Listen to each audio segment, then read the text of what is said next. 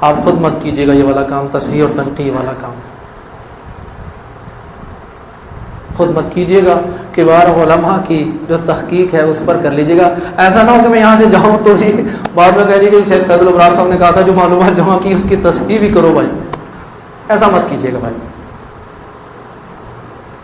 میں آج بھی حدیث کی تصحیح اور تنقیح کے حوالے سے امام ناصر الدین البانی رحمہ اللہ کے ان پر اعتبار کرتا ہوں، انہیں کی حوالے دیتا ہوں. میں اپنے آپ کو اس قابل نہیں سمجھتا ہوں، نہ ہوں نہ سمجھتا ہوں. سمجھنے کی بات تو اس وقت ہوگی نا جب ہوں ہی نہیں اس قابل، کیونکہ میرا فن نہیں ہے. علم حدیث، جرح تعدیل یہ میری فیلڈ نہیں ہے. ابھی آپ لوگوں نے سنا حافظ صلاح الدین یوسف شیخ حافظ شریف صاحب رحمہ اللہ نے کیا ان کا کلپ مشہور ہوا تھا جی،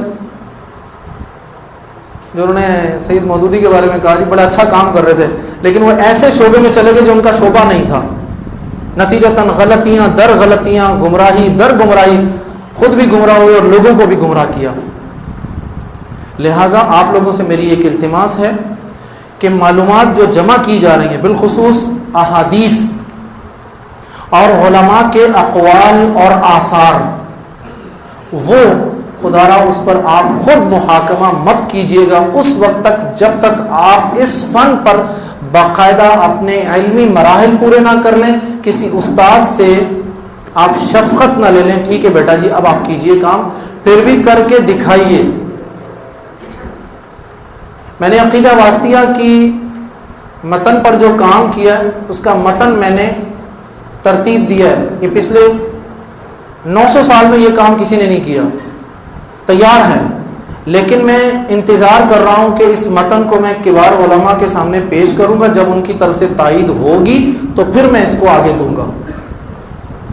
کوئی کام کریں، کبار علماء کے ساتھ جڑ کر رہیے.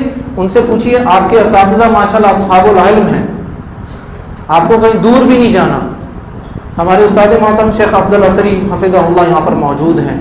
اللہ تعالیٰ ان کو صحت عطا کرے، عافیت والے معاملات کرے، وہ یہاں موجود ہیں. شیخ عبد الوکیل ناصر صاحب موجود ہیں، شیخ اسحاق صاحب موجود ہیں، دیگر مشاہد بھی موجود ہیں. آپ کو تو کہیں دور جانا بھی نہیں ہے، عام لوگوں کو سفر کرنا پڑتا ہے، آپ لوگوں کو تو سفر بھی نہیں کرنا پڑے گا. تو تصحیح اور تنقیح کے حوالے سے اگر آپ خود تدریب کرنا چاہتے ہیں ضرور کیجئے، لیکن کسی استاد کی زیر نگرانی کر کے دکھائیے ضرور. شیخ حسن سلفی صاحب جو ہے نا وہ کہتے ہیں جی سید القوم خادمہم. جزاک اللہ خیر شیخ. یہ ہو گیا تیسرا مرحلہ. اب آ رہی ہے چوتھا مرحلہ.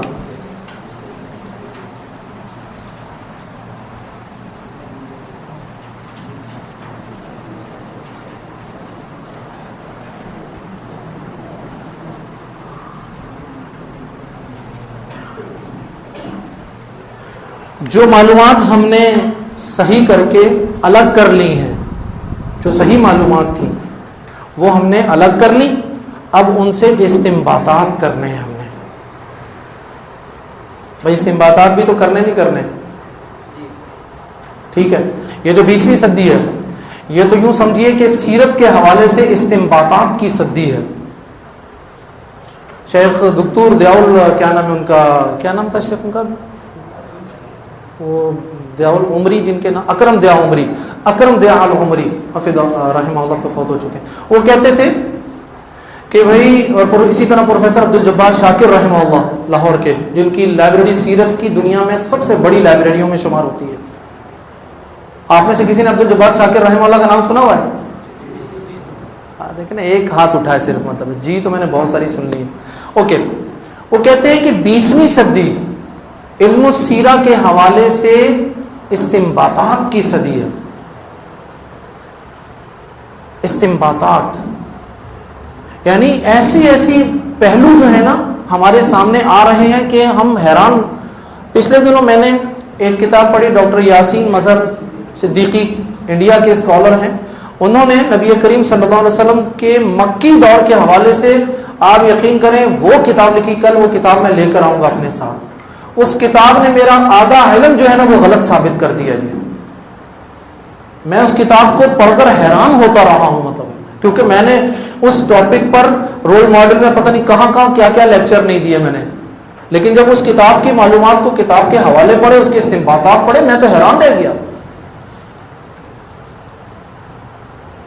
تو 20ویں صدی استنباطات کی صدی ہے ہر فن میں.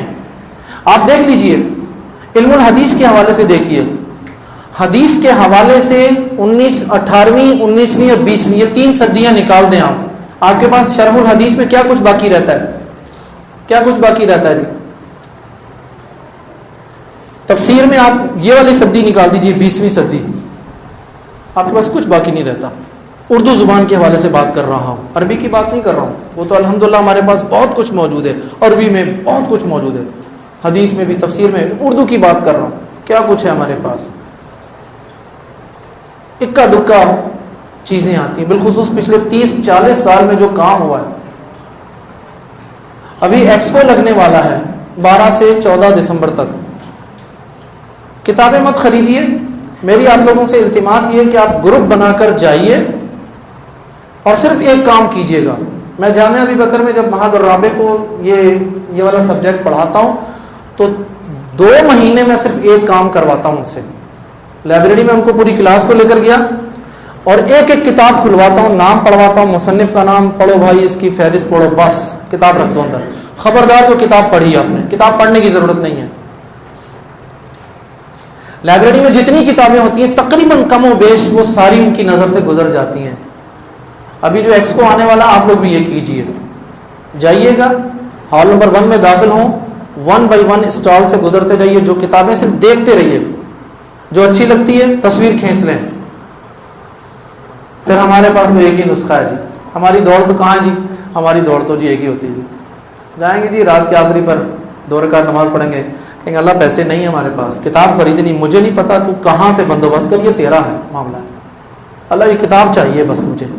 اور یقین کریں میں نے کئی دفعہ ایسا کیا، میرے پاس کتاب آ گئی الحمدللہ. مطلب سچی بات بتا رہا ہوں آپ کو.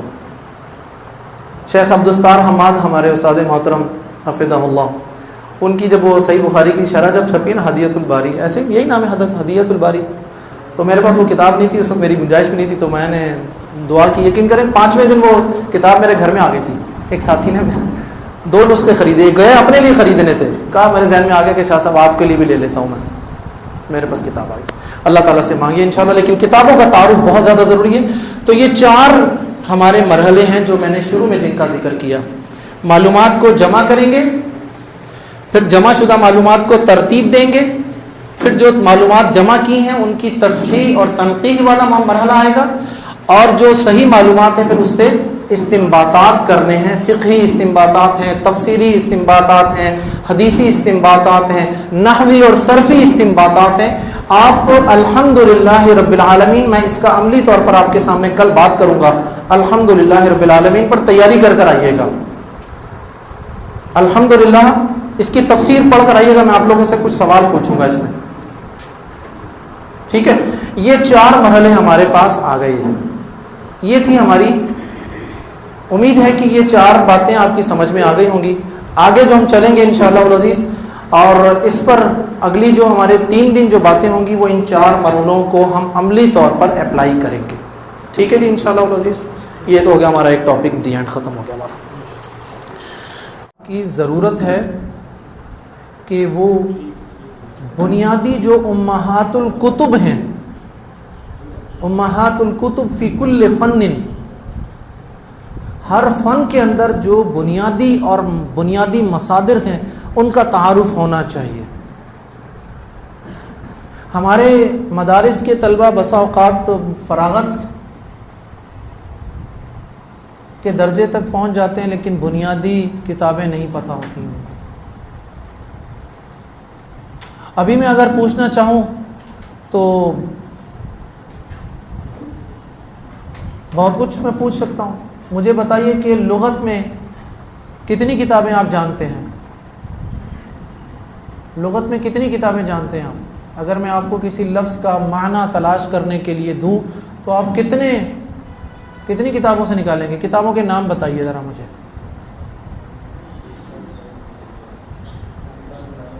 لسان العرب ایک، سوری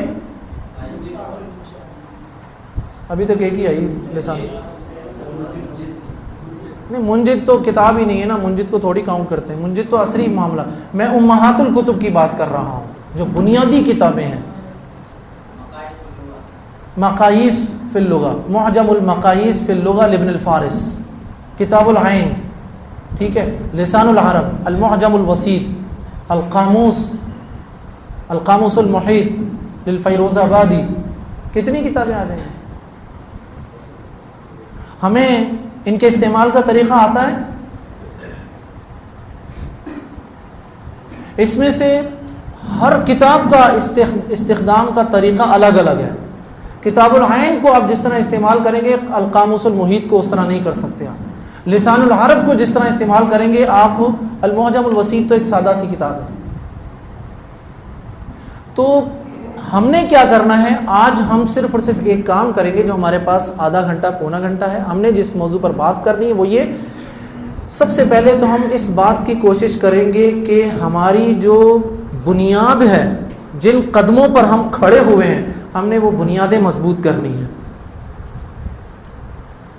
بھائی آپ جب قرآن مجید پڑھنے کے لیے قاری صاحب کے پاس جاتے ہیں تو سب سے پہلے قاری صاحب کیا پڑھاتے ہیں, کیا پڑھاتے ہیں؟ قاعدہ نورانی. نورانی قاعدہ میں سب سے پہلا سبق کون سا ہوتا ہے؟ الف با تا, ایسے ہی ہوتا ہے. ڈائریکٹ تو نہیں پڑھتے نا کہ وہ ذالک الکتاب لا ریب فیہ, ڈائریکٹ تو نہیں پڑھتے, حالانکہ ڈائریکٹ بھی پڑھا جا سکتا ہے. میں نے ایسے لوگوں کو بھی پڑھایا جن کو حروف تہجی نہیں آتی تھی, ان کو ڈائریکٹ ہی پڑھا دیا تھا اور انہوں نے ڈائریکٹ سیکھ بھی لیا تھا. ان کو پڑھنا آ گیا تھا لیکن آگے تفصیلات نہیں پتہ تھی. تو بہرحال سب سے پہلا کام ہم کیا کریں گے, سب سے پہلا ہم نے امہات الکتب, یہ لفظ جو میں امہات الکتب استعمال کر رہا ہوں, یہ میں بار بار, امہات کا مطلب سمجھتے ہیں, ماں, امہات المومنین, اہل ایمان کی مائیں. تو امہات الکتب کتابوں کی ماں. تفسیر ٹوٹل کتنی تفاسیر ہیں ابھی تک عربی کی؟ عربی کی کل کتنی تفاسیر ہیں ابھی تک؟ مکمل کی بات کروں, اجزاء کی بات نہیں کر رہا میں. مکمل کتنی تفاسیر ہیں؟ مکمل تفاسیر تقریباً کم سے کم 275 کے زائد, تقریباً کم و بیش اتنی ہیں عربی کی. 275 پچھلے 1300 سال میں. اس میں یہ تفسیر ابن عباس بھی شامل ہے, سب چیزیں شامل ہیں اس میں. لیکن یہ جو 275 تفاسیر کی کتابیں ہیں, احادیث کی کل کتابیں کتنی ہیں؟ احادیث کی کل کتابیں کتنی ہیں جی؟ اچھا جی, وہ کتاب تھی الجامع الکامل, شیخ ضیاء الرحمن آدمی رحمہ اللہ نے جو ترتیب دی, اس میں انہوں نے کتنی کتابوں سے استفادہ ہے؟ آپ میں سے کس نے پڑھا ہوا مقدمہ ہوا؟ کتاب کس نے دیکھی بھی وہ والی؟ 1 2. کتاب کا مقدمہ کس نے پڑھا ہوا ہے؟ آپ نے کتاب نہیں دیکھی, کتاب کا مقدمہ پڑھا ہوا ہے؟ اچھا. کتب حدیث کل کتنی ہے؟ کتب حدیث جو بنیادی طور پر ہمیں وہ محدثین جو اپنی سند سے رسول اللہ صلی اللہ علیہ وسلم تک احادیث بیان کر رہے ہیں, اس کی مجموعی تعداد تقریباً 104 کے قریب ہے. وہ محدثین جو اپنی سند سے, آج میں اپنے استاد سے سند لے جاؤں نبی کریم تک, یہ بات نہیں کر رہا ہوں میں, یہ بات نہیں کر رہا ہوں.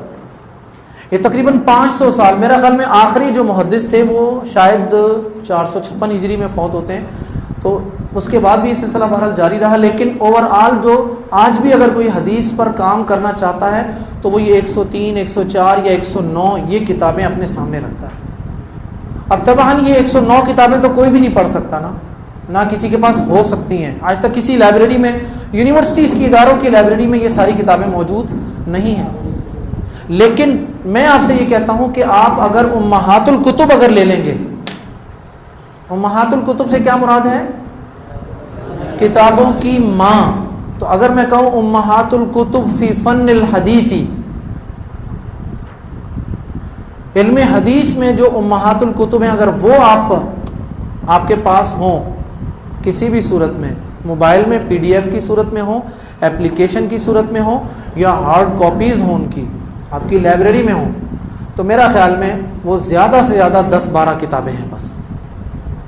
علم حدیث کے حوالے سے 10-12 کتابیں آپ کے پاس ہیں, آپ مستغنی ہیں جی, مطلب ہے اس حوالے سے پہلے مرحلے پر. دوسرے مرحلے پر تقریباً یہ اگر ان 10-11 کے علاوہ بھی 10-12 کتابیں اور بھی آتی ہیں تو یہ ٹوٹل 23-24 کتابیں بنتی ہیں. اسی طرح تفسیر کی بات کر لیں, اگر 275 تفاسیر ہیں تو کس کے پاس اتنی تفاسیر ہوں گی؟ کسی کے پاس نہیں ہوتی.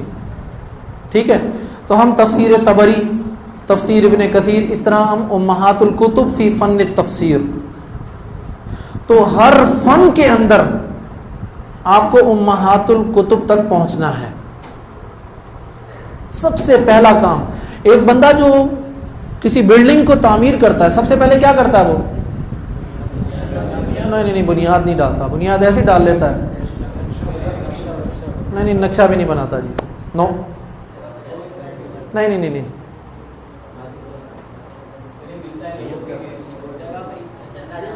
جس نے چندہ جمع کرتا ہے جس نے مجھے صحیح جواب دے دیا کل اس کے لیے ایک کتاب انعام کے طور پر مل جائے گی جی. بلڈر سب سے پہلا کیا کرتا ہے جی کام؟ سوری نہیں, ایک بندے نے ایک دفعہ جواب دینا, دوبارہ باری نہیں جی بیٹا. نہیں, پلاننگ تو وہ نہیں جی, ذہن بھی نہیں بنے گا. اس کے لیے مواد جمع کرے گا. وہ مواد کون سا ہوتا ہے بلڈنگ کا؟ سریا, بجلی, مطلب بجری وغیرہ, اینٹ وغیرہ, سیمنٹ, یہ چیزیں ساری, یہ مواد جمع کرے گا. بٹ یہ ذرا ان کا نام دھیان رکھیے گا, شیخ حسن صاحب, حسن سلفی صاحب, اس بچے کا نام دھیان رکھیے گا. اس بچے کے لیے کل کتاب لے کر آنی ہے میں نے تحفے کے طور پر. بھائی بات یہ ہے کہ آپ کسی بھی فن میں جب کام کریں گے تو پہلے سب سے پہلے وہی ابھی ہم نے کیا پڑھا تھا, سب سے پہلے کیا کریں گے؟ معلومات جمع کریں گے. تو بلڈنگ بنانے کے لیے سب سے پہلے چیزیں تو جمع کرنے والی, باقی پلاننگ, نقشے, یہ ساری چیزیں اپنی جگہ پر موجود ہیں. آپ پلاننگ بھی کر لیں, نقشے بھی بنا لیں, سب کچھ کر لیں, لیکن اگر آپ کے پاس سامان نہیں ہوگا تو وہیں کے وہیں کھڑے رہیں گے آپ. تو امہات الکتب کی اہمیت اس لیے سب سے زیادہ ہے. میں اس کا نا آپ کو کچھ تھوڑا سا نا ایک اسٹرکچر آپ کو تھوڑا سا دیتا ہوں کہ کس اسٹرکچر پر ہم چلیں گے. ٹھیک ہے, یہ اسٹرکچر ایسا ہوگا کہ انشاءاللہ العزیز اس اسٹرکچر کی بنیاد پر اگر آپ کام کرنا چاہیں, کسی لائبریری میں بھی جانا چاہیں, تو بہت آپ کے لیے راستے انشاءاللہ العزیز کھلے ہوں گے. دیکھیے, بنیادی طور پر اگر میں آپ کو کہوں کہ سب سے پہلی مجال کیا ہے, جو ہماری اصل ہے, ہماری بنیاد کیا ہے؟ قرآن مجید. سب سے پہلے کیا ہے؟ قرآن مجید کی بات کریں گے. قرآن مجید کی تقسیم کیا ہے جی؟ سب سے پہلے جی آگے اصول تفسیر, علوم القرآن, تفسیر القرآن. قرآن مجید کے کل کتنے آگے آپ کے پاس؟ بنیادی جب ایک چارٹ بنائیں گے نا آپ اپنا, اس چارٹ میں آپ نے قرآن مجید کو سب سے پہلے رکھنا ہے. قرآن مجید کے تحت 3 کتابیں. اب مسئلہ یہ ہے کہ کچھ کتابیں امہات الکتب اصول تفسیر کی ہوں گی, ٹھیک ہے, اور کچھ امہات الکتب کس میں آئیں گی؟ علوم القرآن میں آئیں گی, اور اسی طرح امہات الکتب تفسیر القرآن میں بھی آئیں گی آپ کے پاس. مثال کے طور پر ہم یہ علوم القرآن پر بات کرتے ہیں. علوم القرآن پر سب سے پہلی زبردست اور جاندار جو کتاب ہے وہ امام سیوطی رحمہ اللہ کی ہے. کیا نام ہے اس امام سیوطی کی کتاب کا؟ الاتقان فی علوم القرآن. کیا نام ہے اس کتاب کا؟ الاتقان فی علوم القرآن, جس میں انہوں نے تقریباً 84 مختلف اصناف کا ذکر کیا ہے بڑی تفصیل کے ساتھ. قرآن مجید کو سمجھنے کے حوالے سے جو علوم ممد اور معاون ہیں ان کے حوالے سے 84 انہوں نے مطلب علوم کا ذکر کیا ہے. ٹھیک ہے, ایک اور کتاب آتی ہے وہ ہے جی مناہل العرفان فی علوم القرآن للزرقانی, عبدالعظیم الزرقانی رحمہ اللہ. بڑی لاجواب کتاب ہے یہ بھی. تو یہ 2 بنیادی کتابیں پتہ ہے, سمجھتے ہیں, جس طرح حدیث میں صحیح بخاری اور صحیح مسلم ہے نا, اسی طرح علوم القرآن میں الاتقان اور یہ مناہل العرفان ہے.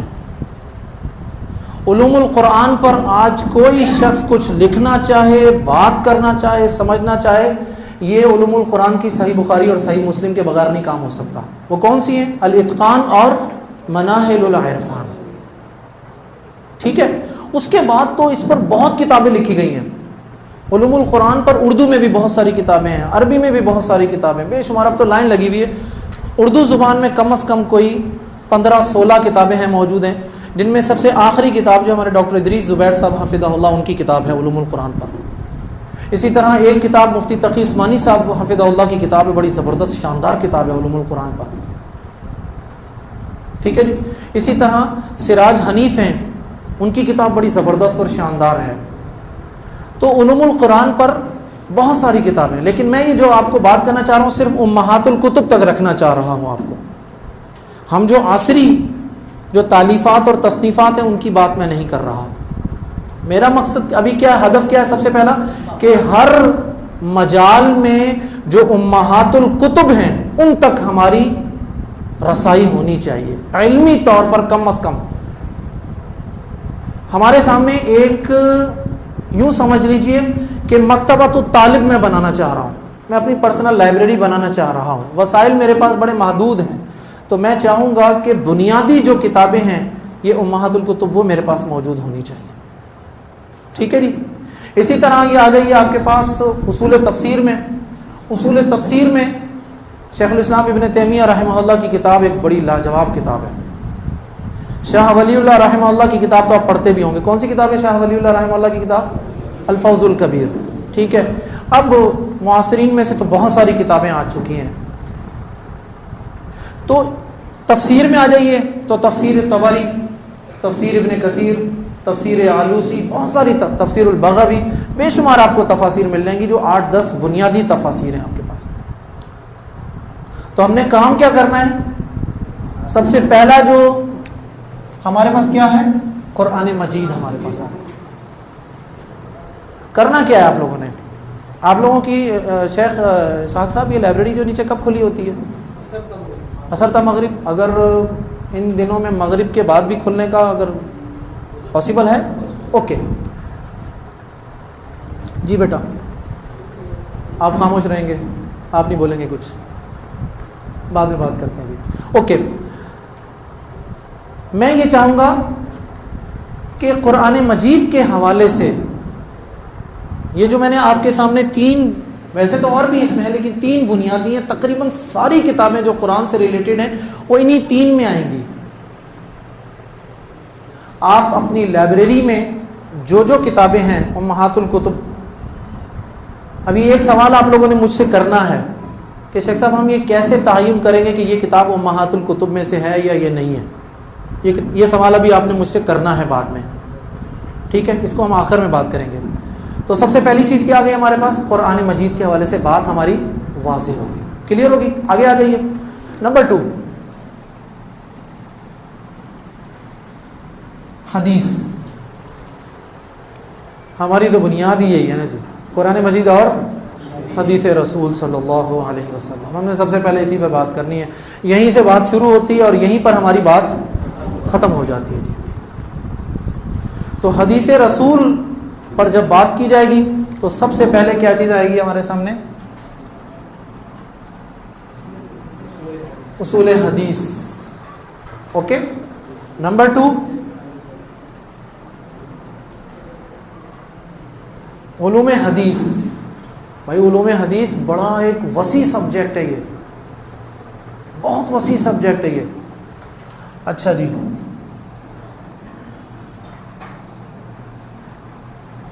کتب احادیث،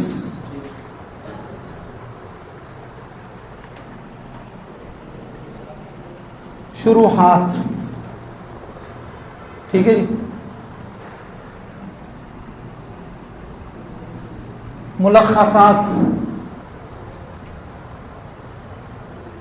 ٹھیک ہے۔ یہ جو آپ لوگوں کے ذہن میں، اگر کسی کے ذہن میں وہ اسماء الرجال، جرح و تعدیل، وہ ساری چیزیں آ رہی ہیں تو سر دست ہم ان کو علوم حدیث کے تحت رکھ رہے ہیں ان کو، ٹھیک ہے۔ وہ ان کی الگ سے کیٹیگری بنتی ہے لیکن فی الحال ہم ان کو علوم حدیث میں رکھ کر اس کے اعتبار سے چلائیں گے اس کو۔ تو حدیث میں ہمارے پاس یہ کل بنیادی طور پر 5 شعبے آ گئے ہمارے پاس.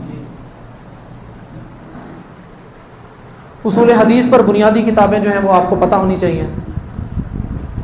اسی طرح علوم حدیث پر بنیادی کتابیں ہمارے پاس ہونی چاہیے. ٹھیک ہے. کتب احادیث ہمارے پاس، ان کا تو سب سے عام مفہوم سب کو پتہ ہے. شروحات، ہر حدیث کی کتاب کی شرح بھی لکھی گئی ہے. ملخصات، جس طرح مختصر صحیح بخاری ہے ہمارے پاس، مختصر صحیح مسلم، مختصر سنن ابی داؤد. ٹھیک ہے. کتب حدیث کا اختصار جو کیا گیا ہے، اور جس طرح دارالسلام نے بھی پچھلے دنوں میں نے کتاب دیکھی، مجھے میرے نالج میں نہیں تھی، مختصر ریاض الصالحین، ریاض الصالحین کا خلاصہ دیا انہوں نے 100 احادیث کی صورت میں. تو بتانے کا مقصد یہ ہے کہ یہ 5 اصناف ہیں حدیث کے حوالے سے. ہر فن کی امہات الکتب الگ الگ ہوں گی، اور یہ کوئی ضروری نہیں ہے کہ اصول حدیث پر جو بنیادی کتابیں آپ کو مل رہی ہیں وہ 5 ہیں تو یہاں بھی 5 ہی کتابیں ملیں. علوم حدیث میں بنیادی کتابیں تقریباً 13-14 کے قریب ہیں. ٹھیک ہے. کتب احادیث میں نے بتایا بنیادی طور پر کتنی ہیں؟ 11-12. سنن دارمی سے شروع کر دیجئے، صحیح ابن خزیمہ آ گئی، صحیح بخاری، کتب ستہ لے لیجئے، مسند احمد لے لیجئے. یہ جو بنیادی کتابیں، صحیح ابن حبان، یہ 10-12 کتابیں ہمارے لیے بہت ہیں امہات الکتب کے طور پر. اوکے. شروحات، ہر حدیث کی کتاب کی شرح بھی موجود ہے اور ملخصات بھی موجود ہیں. تو علم حدیث کو ہم نے کتنے حصوں میں تقسیم کیا؟ یہ علمی اور فنی تقسیم میں بتا رہا ہوں آپ لوگوں کو. الگ الگ کیجئے گا اس کو، ایک ہی کیٹیگری میں نہیں رکھیں گے آپ. ٹھیک ہے. کرنے والا جو کام ہے وہ میں ابھی آپ کو دے کے جاؤں گا. آپ لوگ اس بات کی توقع مت رکھیے گا کہ میں پکا کر آپ کے منہ میں لقمہ رکھوں گا، بلکہ میں کیا کروں گا، آسان کام خود کروں گا اور مشکل کام آپ لوگوں سے کرواؤں گا. شیخ صاحب سے میں التماس بھی کر لوں گا، شیخ حسن سلفی صاحب سے امید ہے تعاون کریں گے. شیخ صاحب 2 باتیں ہیں جی. ایک تو ان بچوں کو آپ 3 دن کے لیے تھوڑا سا مطلب ٹائم دیں گے جو میں ان کو ٹاسک دے کر جاؤں گا.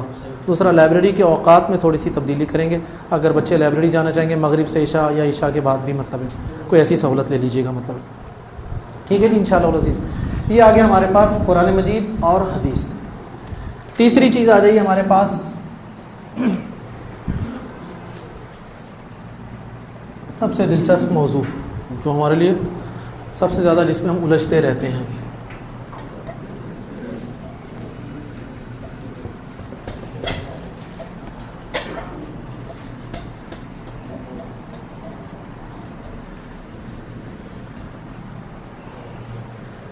خواتین سے پوچھیے گا نظر آ رہا ہے اچھے سے.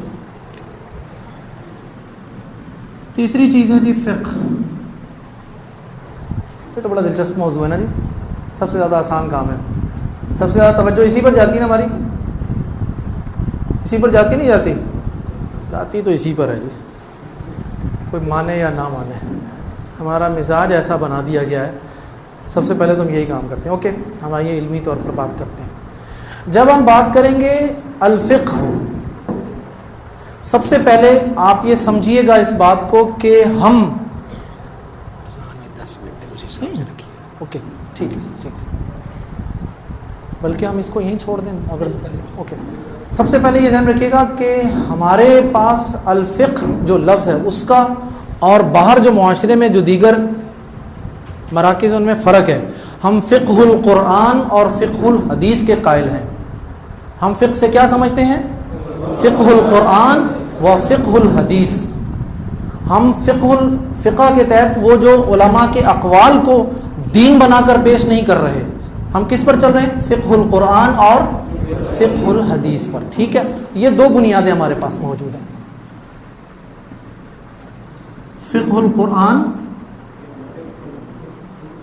فقہ الحدیث. اچھا، اس میں سب سے پہلے تو الفقہ العام آئے گی. ٹھیک ہے. فقہ العام کے بعد آگے آپ کے پاس الفقہ الحنفی،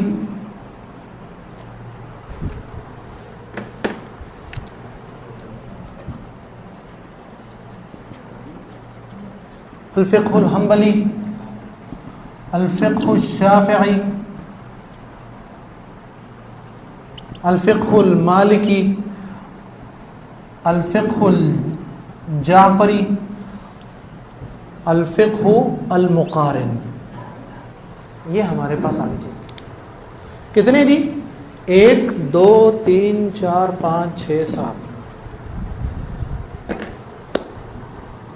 امہات الکتب جن پر ہم فقہ کے حوالے سے بات کریں گے، یہ ہمارے پاس 7 اصناف ہونی چاہیے: الفقہ الحنفی، الفقہ الحنبلی، الفقہ الشافعی، الفقہ المالکی، الفقہ الجعفری، الفقہ المقارن۔ سب پر 2 2 3 3 4 4 کتابیں ہمارے نالج میں ہونی چاہیے، تاکہ جب ہم کہیں، ایک میں چھوٹی سی مثال دے کر اپنی بات ختم کر رہا ہوں، باقی پھر ہم یہیں سے کل اپنے سلسلہ کلام کو یہیں سے جوڑیں گے۔ التلفظ، ما حکم التلفظ بالنیہ، نیت کو میں نیت کرتا ہوں پیچھے اس امام کے، میں نیت کرتا ہوں، پتہ نہیں کیسے کرتے ہیں نیت، مجھے الفاظ بھی یاد نہیں ہیں وہ والے، کس کو یاد ہیں وہ الفاظ؟ نیت کرتا ہوں پیچھے اس امام کے، منہ میرا قبلے کی طرف، یہ والے، اس ورڈنگ کے کیا حکم ہے؟ بھائی میں ہوں اہل حدیث، تو میں نے تو ایک ہی قول یاد کیا ہوا جی کہ یہ جائز نہیں ہے، بات ختم ہو گئی ساری۔ لیکن ایک محقق کا یہ رویہ نہیں ہوتا۔ ایک محقق کا کیا کام ہے؟ اسے چاہیے کہ اس حوالے سے جتنے اقوال اور جتنے دلائل ہیں وہ سب اپنے سامنے رکھے، تاکہ وہ انشراح صدر کے ساتھ کسی موقف کو اختیار کرے، اور جب اس موقف کو بیان کرنا پڑے تو وہ ڈٹ کر بیان کرے۔ مطلب ابھی ہمیں اپنا تو پتہ ہے، کسی اور کا تو پتہ ہی نہیں ہمیں کسی کو، ٹھیک ہے؟ اس پر ہم انشاءاللہ العزیز یہیں سے بات شروع کریں گے باذن تعالیٰ۔ اور باقی جو مجالات ہیں علم کے، 2 رہ گئے ہمارے پاس، ایک تاریخ اور ایک لغت، اس پر انشاءاللہ کل باذن اللہ تعالیٰ بعد العصر انشاءاللہ العزیز ہم یہیں سے شروع کریں گے۔ اور میری آپ لوگوں سے التماس ہے کہ آج لائبریری کھل جائے گی، تو لائبریری میں آپ لوگ اپنے طور پر کوشش کیجیے گا، امہات الکتب سے مراد ہے جو کتابیں سب سے پہلے لکھی گئی ہیں۔ امہات الکتب کون سی ہیں؟